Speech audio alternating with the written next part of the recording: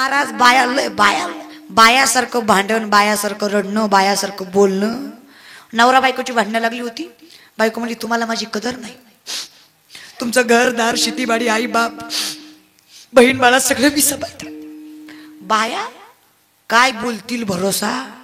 आणि प्रत्येक बाई प्रत्येक भांडणात प्रत्येक नवऱ्याला प्रत्येक वेळा एक वाक्य म्हणते. गडी पटलं तर व्हाय म्हणा. बायकांचं भांडणातलं ठरलेलं वाक्य मी हाय म्हणून टिकले. अय गडी खरंय का नाही. काय म्हणती बायको मी हाय म्हणून. दुसरी असती तर कसं पाठ आहे बघा. दुसरी असती तर कवाच गेली असती. लय खुश होऊ नको. ती मनातल्या मनात म्हणतोय तू उलट मी दुसरी केली असती. तू काय जाय ना दुसरी काय आहे ना. काय लय प्रेम आहे का दादा. महाराज नवरा बायकोचं भांडण लागलं. बायको म्हणली तुम्हाला माझी कदरच नाही. तुमचं सगळं मी सांभाळते. काय काय सांभाळू. नवरा म्हणलं तुझ्या पाया पडतो. सगळं मी सांभाळतो. तू फक्त तुझं तोंड सांभाळ.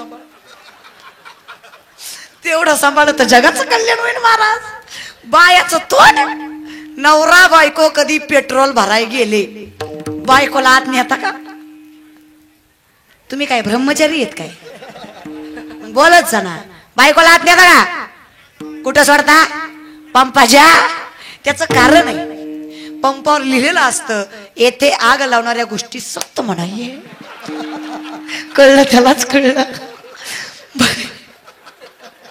बाई बाई सारखी आग लावणारी जात दुसरी नाही. महाराज तुम्हाला सांगते पात्रीकर दादा तुम्हाला काय पोस्टर बिस्टर लावायची गरज नव्हती. फक्त एका बाईला जाऊन सांगायचं आणि तिला शेवटला म्हणून यायचं. काय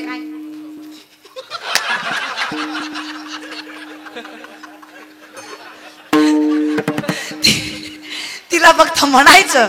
कुणाला. महाराज ती अख्ख्या गावाला सांगते. आणि बायाची पद्धत सांगायची. बायांनो पटलं तर बघा बरं का. तुम्ही कसं सांगता. तुला म्हणून सांगते बरं का. दुसरीला सांगितलं नसतं. अगं अख्ख्या बदनापूरला सांगितलं. अजून कोणाला सांगायचं राहिलं. बाया ज्या घरात शांती आहे त्या घरात पैसा टिकतो. लोकांची निंदा केली ना एका हत्येचं पाप लागतं दादा. म्हणून सांगते शांती ठेवा. वाणी रसवती यस्य यस्य श्रमवती क्रिया लक्ष्मी दानवती यस्य सफलम तस्य जीविता. हे जरा नीट ठेवा. आई बाप तसे सासरे लिकी तशा सुना. अय सुना जरा नवऱ्याच्या आई बापाला सांभाळा. इथल्या तरुण बाया ज्या आपल्या नवऱ्याच्या आई बापाला सांभाळत नाही पांडुरंगाची आण घेऊन सांगतात त्यांची अवलाद त्यांचा छळ केल्याशिवाय सोडणार नाही. नीतिमत्तेचं चक्र आहे दादा फिरणार. म्हाताऱ्या लय खुश होऊ नका. तुम्ही बी लय आतल्या गाठीच्या. म्हाताऱ्यांचा एकच दणका माझ्या जमान्यात नव्हतं बायास. अगं खा की डंगरे सुखानं. तिच्या नशिबानं आलंय सुख तो भोगू दे. नाही महाराज शांती ठेवा दादा. थोडं जपा ना जपा. म्हातारीला वाटतं माझ्या सुननं मला थाटात सांभाळावं आणि त्याच म्हातारीला वाटतं माझ्या लेकीचं सासरं झटक्यानं मारावं. लगेच कोरोनात पॉझिटिव्ह निघावं आहे की नाही. अगं जरा नीट वाग. तू नीट वागली तर घर आहे नाही तर काही खरं नाही. The woman is an ideal manager. स्त्री कुटुंबाची व्यवस्थापक असते. बाई नीट घर नीट. पायाला हात लावून सांगते बाया शांती ठेवा.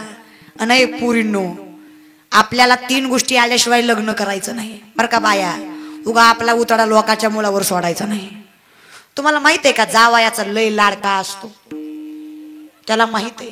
सासूला माहित असतं सासऱ्याला. जी वादळ आपण सांभाळू शकलो नाही ती ह्या पट्यानं सांभाळली. लाडच लाड महाराज जावयाचा. तुम्हाला सांगते पुरींनो 3 गोष्टी. पहिलं संस्कृती. तुम्हाला मोठ्या माणसांची आदर करता आली पाहिजे. संस्कृतीची कदर करता आली पाहिजे. दुसरी गोष्ट शिक्षण. खेडेगावातल्या बायांना सांगते पुरुषांना कमीत कमी 12वी झाल्याशिवाय लग्न करायचं. तिला कळलं पाहिजे आपलं कोण आहे परक कोण आहे व्यवहार ज्ञान आलं पाहिजे. 12वी झाल्याशिवाय लग्न करायचं. तिसरी गोष्ट स्वयंपाक. पायाला हात लावून सांगते लय आईचा लाड. ऋतुजा तू इंजिनिअरिंग करती. तू पॉलिटेक्निकल करती. तू लॉ करती. तू मेडिकल करती. मी हाय ना खंबीर तुझी आई स्वयंपाक कराय. अगं डंगरे लगीन झाल्यावर काय तूच जाण रे का ती सोबत. चंद्रावर जरी गेली तरी पुरीला स्वयंपाक करावाच लागणार आहे. लई लाड. मला सांगा, लग्न झाल्यावर तिथं कोण असतं? आई असती का? कोण असतं? बाया कोण असतात? जगदंबेचा दुसरा अवतारच असतोय. आणि ते काय गुढीत सांगतोय, सासू चिडती तवा हिला आई आठवते. मग ऋतुजा म्हणती, आई अंबाबाई मला कशी गप्पावली, चपात्या येई ना म्हणून माझ्यावर सासू धावली. तुम्हाला लईच करंट येतोय नाही, जरा झटकाच आहे अंबाबाईच्या गाण्यात, काही म्हणा बरं का. म्हणून तुम्हाला सांगते, स्वयंपाक शिका. काही आरती करणार म्हणून तिथं गेल्यावर आपले सासरे पण प्रेमानं सांगते, दादा काही गोष्टी तुम्हाला येणं गरजेचं आहे. पोरींना संस्कृती येणं गरजेचं आहे, पोरांना कर्तृत्वाचं वागणं गरजेचं आहे. कारण शेवटी कसं आहे ना दादा, काही केलं तरी देवाच्या नामाशिवाय पर्याय नाही. किती जगा दादा, देवाचं नाम न घेता तरला असा जगात कुणी नाही, देवाचं नाम घेऊन वाया गेला असा जगात कुणी नाही. पण संसार वगैरे सगळं बाह्य गोष्टी आहेत. सुखी राहायचं आहे ना, मी तुम्हाला सांगते कसं राहायचं. सुख कशात आहे मी तुम्हाला दाखवते. पुरुष मंडळी हातवरी करा. पुरुष मंडळी, कीर्तनात जेवढे पुरुष आहेत, ज्याला गॅरंटी आहे की मी पुरुषच आहे अशानं हात वर करा. ज्याला डाऊट आहे त्यानं खाली ठेवा. लोकाला काय माहिती तुम क्या चीज है, तू चीज बडी है मस्त मस्त. घेतले दोन्ही प्रेमाने. लक्ष्मी शारंग तज सीतापती रघुवीर राधा गोविंदा, राधा गोविंदा रखुमाई पांडुरंगा.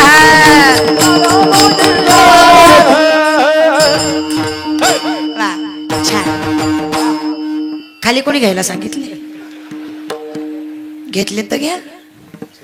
तुम्ही काय माझं ऐकाय बसला हो का?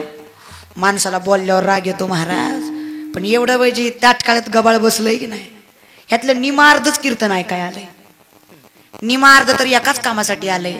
पोरगी कशी असं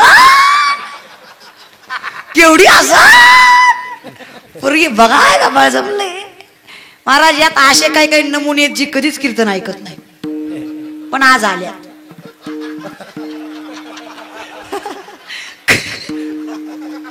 खरंय महाराज, कारण त्यांनी मला समक्ष कधी पाहिलं नाही. जे काय असेल ते आपला मोबाईल, टीव्ही, सोशल मीडिया, बाकी काही सुद्धा नाही. पण काही मना पोरा हो दिसत तसं म्हणून तर जग उरपाट लुगड निसत दिसण्यावर जायचं नाही. म्हणून तुम्हाला सांगते, जीवनामध्ये देव दिसत नाही याचा अर्थ नाही असा नाही, आणि संसार सुखाचा दिसतो याचा अर्थ आहे असा. म्हणून याच्यात गुंतू नका दादा. करायचंच ना तर मनाभावनेतून त्याच्यावर प्रेम करा दादा. कमीत कमी सुख तरी लाभेल. आणि ते करायचं कसं? आता यांचं झालं, तुमचं काय? सर्व स्त्रियांनी हातवरी करायचे. सर्व स्त्रियांनी हातवरी करायचे नाहीत.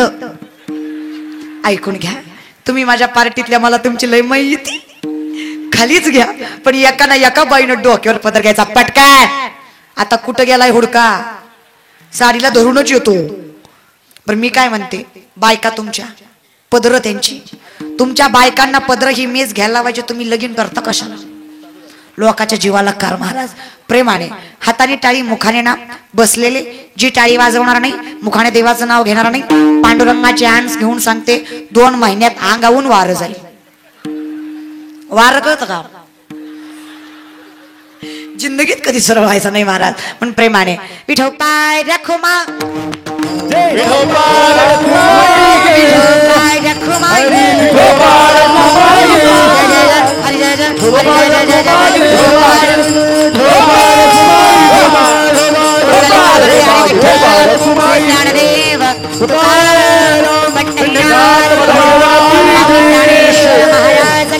जगत गुरु तुकाराम महाराज की.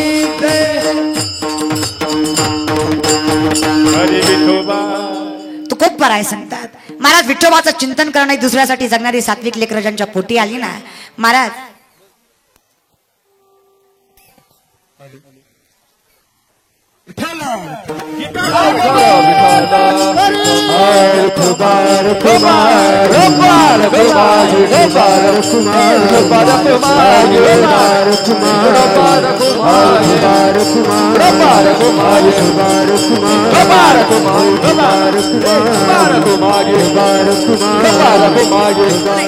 माझा आणि राजकारणाचा कधी संबंध येत नाही, पण मी कायम सांगत असते, ज्या लोकांना परमार्थाच्या आणि धर्माच्या गोष्टीची जाणीव आहे ना, पांडुरंग त्यांचं कल्याण केल्याशिवाय सोडत नाही. फक्त जाण लागते दादा, जाण. आणि जीवनात आहे ना, जे तुमचं आहे असं तुम्हाला वाटतं ते तुमचं नाही. विपदो विपदो नीव संपदो नच संपदा विपदा विस्मरणम विष्णू संपन्न नारायण स्मृती. ज्याला तुम्ही विपत्ती समजता ती विपत्ती नाही, ज्याला तुम्ही संपत्ती समजता ती संपत्ती नाही. भगवंताला विसरणं ही खरी विपत्ती आणि भगवंताला मनात ठेवणं ही खरी संपत्ती आहे. दादा हे जरा डोक्यात घेत जा. पैसा मैं नहीं मेरा नहीं ये तन किसी का है दिया, मैं नहीं मेरा नहीं ये तन किसी का है दिया, मेरा मेरा कहने वाले ये धन किसी का है दिया. दादा काय आपलं आपलं काही नाही. देह हे काळाचे धन कुबेराचे, तेथे मनुष्याचे काय आहे. म्हणले काळजी करत जाऊ नका. झालं गेलं सोडून द्या दादा. आता आता सगळं ऐकलं सोडून द्या. आता 5 गोष्टी ऐका. माय बापाला कधी विसरू नका, धर्माला कलंक लागेल असं कधी वागू नका, व्यसनाच्या अधीन कधी जाऊ नका, नीती सोडून पैसा कधी कमवू नका, आणि ज्याने हे सगळं दिलंय त्या पांडुरंगाला कधी विसरू नका. 5 गोष्टी घेतल्या की जीवाना आनंद आहे. म्हणून सांगते तुकोबराय म्हणतात, ज्यांच्या पोटी 7 लेकर जन्माला आली ना, देवा मागणी मागतोय त्या मायबापांची सेवा मला घडू दे. ज्यांच्या पोटी छत्रपती शिवाजी महाराज जन्माला आले ना, अशा मायबापाची सेवा, त्यांचं चरण स्पर्श जर मला घडलं ना, माझ्या भाग्याला पार नसेल. अशी लेकर पोटी यायला पाहिजे दादा. शिवजयंती म्हणून सांगते, पायाला हात लावून सांगते, कर्तृत्वानं जगा दादा, थाटात जगा. महाराज मरण जरी समोर आलं ना, तरी आपल्या नजरेत अंगार असावा, शरीरात ताटपणा असावा, आणि कर्तृत्वामध्ये आपल्या तेजस्वीपणा असावा. मला जीवनामध्ये जास्त करण्याची गरज नाही. तू का म्हणे एक मरण्याची सरे उत्तमची उरे कीर्ती मागे. शेवटी सांगणं काम माझे, करणं काम तुमचं आहे. दादा कीर्तनाला आलात तसं काहीतरी घेऊन जा, चांगल्या बघून चपल्या उचला. सांगणं काम माझं आहे. दादा 2 मूर्तिकार मूर्त्या घडवून आणतात आणि सांगतात यातली एक 10 लाखाची, एकीला किंमतच नाही. कसं काय? संत घेतात, एका मूर्तीच्या कानात दोरी घालतात, ती या कानातनं बाहेर येते. तीच दोरी दुसऱ्या मूर्तीच्या कानात घालतात, ती या कानातनं बाहेर येत नाही. तिला अशी काही वेज असतात, ती बेंबीतनं बाहेर येते. संत सांगतात ही 10 लाखाची. काय कळलं? जो इकडून घालून इकडून सोडून देतो कवडीची किंमत नाही, पण जो इकडून घालून आचरणात आणण्याचा प्रयत्न करतो, जीवनाचं लाख मोड झाल्याशिवाय राहत नाही. पण आचरणात आणण्याचा प्रयत्न करा. सांगणं काम माझे दादा. घोड्याला पाण्यापर्यंत आणणं काम मालकाचं आहे, पाणी पिणं घोड्याचं आहे. मी मालक आहे, तुम्ही माणसं आहेत महाराज का. सांगणं काम माझे. बोलण्या चौकामध्ये येण्यात सुद्धा वेळ झाला. सुंदर असं नियोजन केलं होतं दादा. वा, निसर्ग सुद्धा किती साथ देतोय. नाहीतर आमच्या भागात, नाशिक भागात तिकडे सगळीकडे पाऊस चालू आहे दादा, पण निसर्गाने भरपूर साथ दिली. त्याला सुद्धा माहित आहे. अरे ज्या बदनापूर मध्ये पात्रीकर दादांनी एवढी थाटात शिवजयंती साजरी केली, काय ताकद देतं निसर्गानं. ताकद अरे ताकदच नाही दादा. जिथं कर्म आणि नीतिमत्ता योग्य आहे ना, भगवंत आडफाटा घालत. पण जिथं नीती घाण आहे ना, तिथं किती कमवा र, शेवटी भिकारी ती भिकारीच. किती कमवा, राहत काहीच नाही. म्हणून नीतिमत्तेनं जगात. आता चला सांगणं काम माझं आहे, म्हणून तुम्हाला सांगते. बोलण्याच्या योगात यदा कदाचित काही चुकलं असेल, काही राहिलं असेल, तर जे काही राहिलंय ते सांगण्यासाठी मी पुन्हा येईल.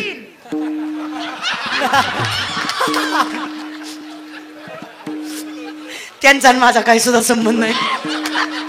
हे बघा विनोद आहे, विनोद.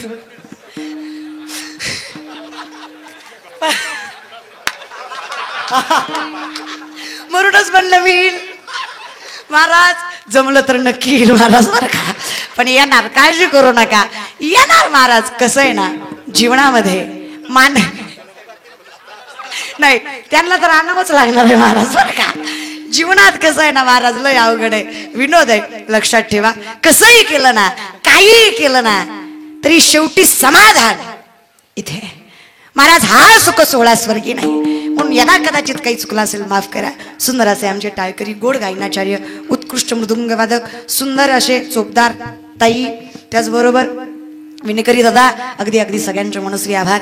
त्याचबरोबर आमचे ससाणे दादा, त्यांनी सुद्धा कीर्तन ठेवलं होतं. त्याचबरोबर आमच्या इकडे काका इथे असणारे, त्यांनी सुद्धा कीर्तनाला आले.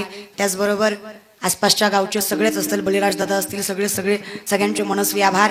सुंदर असं सिस्टीमवाले दादा, तुम्ही कीर्तनाला आलेले सगळे पात्रीकर दादा, अगदी सगळ्यांचे मनस्वी आभार मानते.